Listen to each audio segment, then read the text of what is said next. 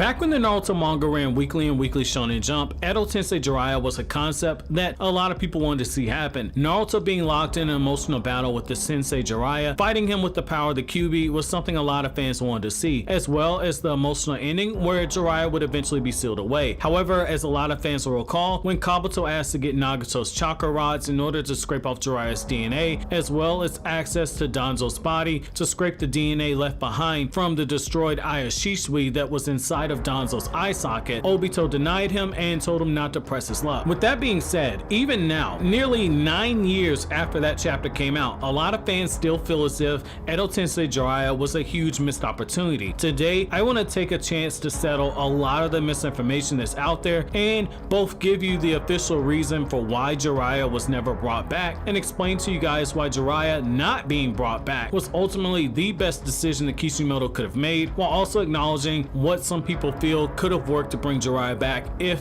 Kishimoto went this route in the story. So let's just go ahead and start it off with the man himself, Masashi Kishimoto. Kishimoto refused to bring Jiraiya back, and it was stated in 2015 during his promo run for Naruto the Last and Boruto the movie that he said that he found the concept of Jiraiya being brought back to be extremely difficult to do. He felt as if Jiraiya's death was something that was well done in the manga and that he would have ruined it by running the risk of bringing him back. Also, the Edo Tensei were hard for him to draw anyway, which made it really hard for Kishimoto to even consider doing this with Jiraiya. He said that he killed Jiraiya off in order to push Naruto's character growth and to allow Naruto to better understand Sasuke, and that bringing back Jiraiya would ultimately undo all the progress that Naruto made as a character. And I'm just gonna say something that's gonna be unpopular, but I can agree with that line of thinking because it would break the parallel of Naruto and Sasuke. Sure, Itachi was brought back for Sasuke to meet, but that was after Sasuke got a major revelation about Itachi actually being a good character, and the truth about Itachi took Sasuke down a huge rabbit hole when it came to his character arc. Sasuke needed that closure with Itachi in order for him to make his own decision about the direction his life would take, finally free from anyone else's manipulation, whereas Naruto had already gotten closure with Jiraiya before his death, since Jiraiya helped guide Naruto's maturation process, and his death allowed Naruto's character, which at that point, if you read the manga, was very stagnant and had not been growing for a few years now.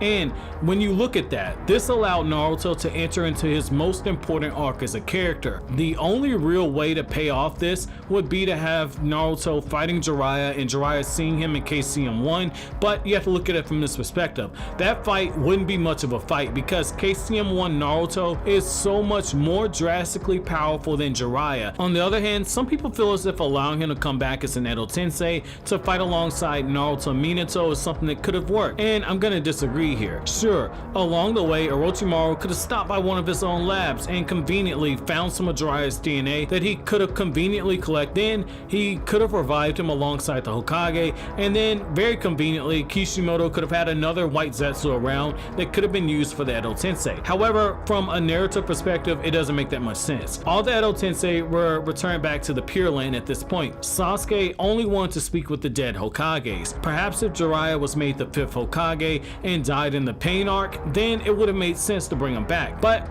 this didn't happen. Jiraiya would be out of place in this meeting since he wasn't a Hokage and was only a Leaf Shinobi. A very famous Leaf Shinobi, but he would still be a Leaf Shinobi sitting in on a meeting meant only for Sasuke to speak with the Hokages, so Jiraiya wouldn't serve a place there. It would also mess up the parallel that Kishimoto had in the war arc. The start of the war showed the famous ninja being brought back to fight against the very nations they once swore to protect, all in the name of fighting for the end goal of the antagonist of that war. The war ended by having the Hokages, famous ninja of themselves, being brought back to fight on the side of the alliance with the intention of ending the war, making it a perfect yin and yang effect. While it would have been cool to see the original legendary Sannin fighting alongside their students, it would be something that once again would be given out of pure fan service. Sure, having Jiraiya close out his chapter with Orochimaru would have been something really nice. Let me know what you guys think about Edo Tensei Jiraiya. Way back when I started my original YouTube channel,